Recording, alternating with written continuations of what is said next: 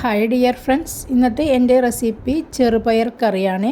അതും തേങ്ങ ചേർക്കാത്ത ഒരു കിടിലൻ ചെറുപയർ കറി. നിങ്ങൾ ഈ വീഡിയോ ഒന്ന് കണ്ടു നോക്കൂ, എന്നിട്ട് ഫീഡ്ബാക്ക് അറിയിക്കാൻ മറക്കല്ലേ. നിങ്ങൾക്ക് തീർച്ചയായിട്ടും ഇഷ്ടപ്പെടും. എന്നാൽ നമുക്ക് റെസിപ്പി ഒന്ന് കണ്ടു നോക്കാം. ഞാനൊരു കുക്കർ എടുത്തിട്ടുണ്ട്. 250 ml കുതിർത്തെടുത്ത 2 കപ്പ് ചെറുപയറാണ് ഇട്ട് കൊടുക്കുന്നത്. ഒരു ഓവർനൈറ്റ് ഫുള്ളായിട്ട് കുതിർത്തിയെടുത്തതാണ്.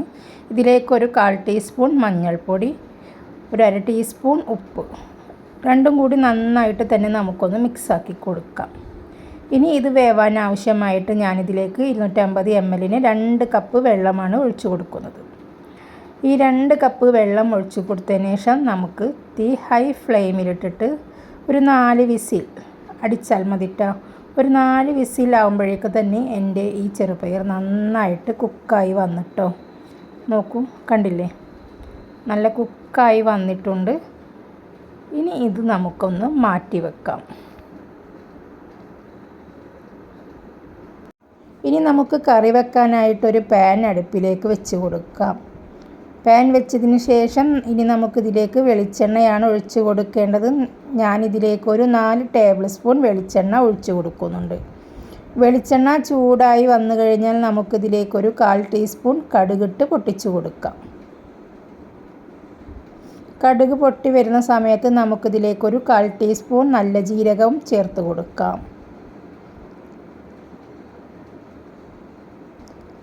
നല്ല ജീരകം ചേർത്ത് കഴിഞ്ഞാൽ പിന്നെ നമുക്ക് കുറച്ച് കറിവേപ്പില ഇട്ട് കൊടുക്കാം. 2 വറ്റൽമുളക് പൊട്ടിച്ച് ഇട്ട് കൊടുക്കാം.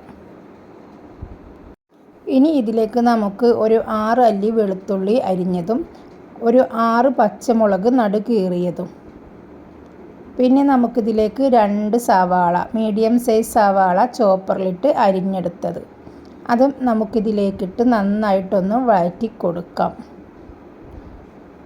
2 സെക്കൻഡ് നേരം നമുക്ക് നന്നായിട്ടൊന്ന് വഴറ്റി കൊടുക്കാം. ഇനി പെട്ടെന്ന് വഴണ്ടി കിട്ടാനായിട്ട് നമുക്കിതിലേക്കൊരു 1/2 ടീസ്പൂൺ ഉപ്പിട്ട് കൊടുക്കാം.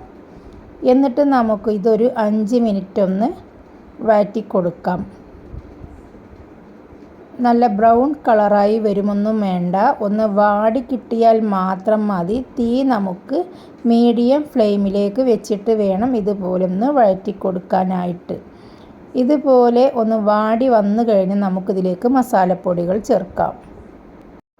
ഇനി ഇതിലേക്ക് നമുക്കൊരു 1/2 ടീസ്പൂൺ മഞ്ഞൾപ്പൊടി ചേർത്ത് കൊടുക്കാം. 1/2 ടേബിൾ സ്പൂൺ നമുക്ക് മല്ലിപ്പൊടി ചേർത്ത് കൊടുക്കാം.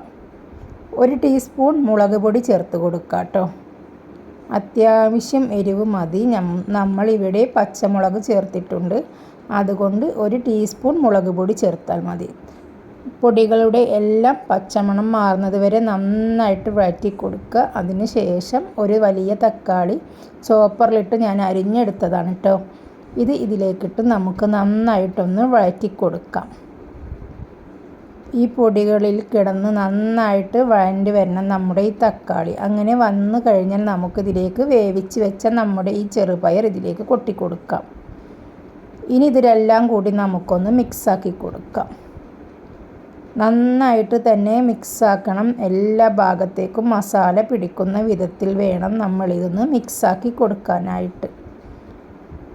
എന്നിട്ട് ഇനി ഇതിലേക്ക് നമുക്ക് ചെറു ചൂടുവെള്ളം 2 കപ്പ് നമുക്ക് ഒഴിച്ചു കൊടുക്കാം. 250 ml 2 കപ്പ് ചെറു ചൂടുവെള്ളമാണ് ഞാനിതിലേക്ക് ഒഴിച്ചു കൊടുക്കുന്നത്. ഞാൻ എപ്പോഴും പറയാറുണ്ട്, നിങ്ങളുടെ വീട്ടിലെ അംഗങ്ങൾക്കനുസരിച്ചിട്ട് വേണം ഇൻഗ്രീഡിയൻസ് എല്ലാം നിങ്ങൾ കൂട്ടിയെടുക്കാൻ. ഞാനിവിടെ 2-4 ആൾക്കാരേ ഉള്ളൂ, അപ്പോൾ അതിനനുസരിച്ച് എപ്പോഴും കറി തയ്യാറാക്കാറുള്ളൂ. നിങ്ങൾ ഇതിൻ്റെ ഇൻഗ്രീഡിയൻസ് എല്ലാം കൂട്ടിയെടുത്തിട്ട് നിങ്ങൾക്ക് തയ്യാറാക്കാം കേട്ടോ.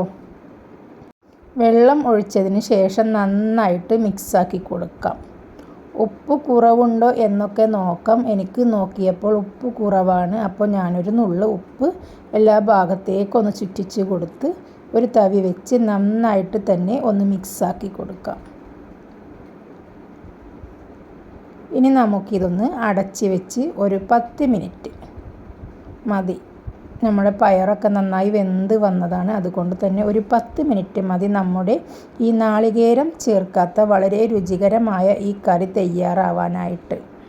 കണ്ടില്ലേ, നമ്മുടെ കറിയെല്ലാം ഇവിടെ തയ്യാറായി കഴിഞ്ഞു. പെട്ടെന്ന് തന്നെ നമുക്കിത് തയ്യാറാക്കാൻ കഴിയും. വളരെ രുചികരമായ ഒരു കറിയാണ്. ചപ്പാത്തിക്കായാലും ചോറിനൊപ്പമായാലും കഴിക്കാൻ ഒരു കിടിലൻ കറിയാണ്. നിങ്ങൾ ഇതുപോലെ ഒക്കെ ഒന്ന് തയ്യാറാക്കി നോക്കൂ. എന്നിട്ട് നിങ്ങൾ ഫീഡ്ബാക്ക് അറിയിക്കാൻ മറക്കല്ലേ. അപ്പോൾ നമുക്ക് നാളെ അടുത്ത വീഡിയോയുമായി വീണ്ടും കാണാം.